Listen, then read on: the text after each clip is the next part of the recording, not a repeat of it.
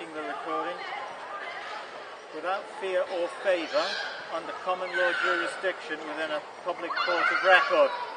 C. Whereas governments throughout history have regularly operated on the opposite principle that the state has the right to dispose of the lives of the individuals and the fruits of their labours.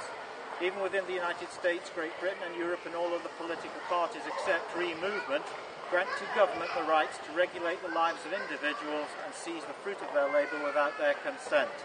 Whereas D. I, on the contrary, deny the right of any government to do these things and hold that where governments exist, they must not violate the rights of any individual, namely, 1. The right to life. Accordingly, I support the prohibition of the initiation of physical force against others for any reason whatsoever. 2. The right to liberty of speech and action.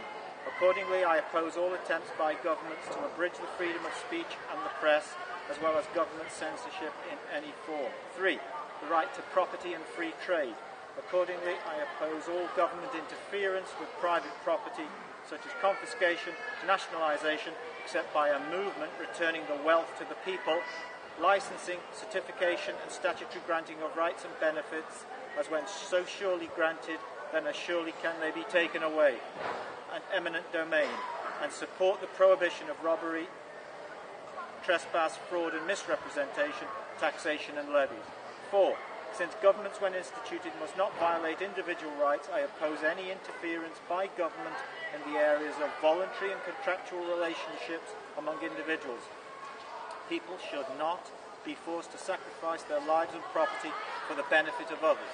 They should be left free to deal with one another as free traders, and the resultant economic system, the only one compatible with the protection of the individual's rights, is the free market with finality of settlement in its currency. 5.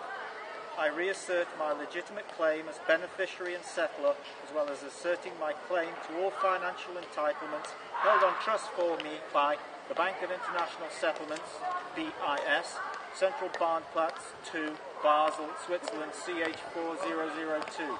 Telephone number 0041 61-280-8080.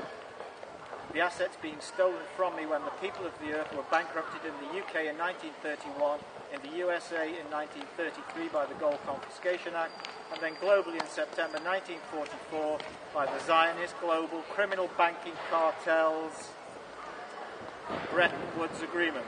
Lead position being taken by the Rothschild criminal banking family. Section 3, Declaration of Sovereignty.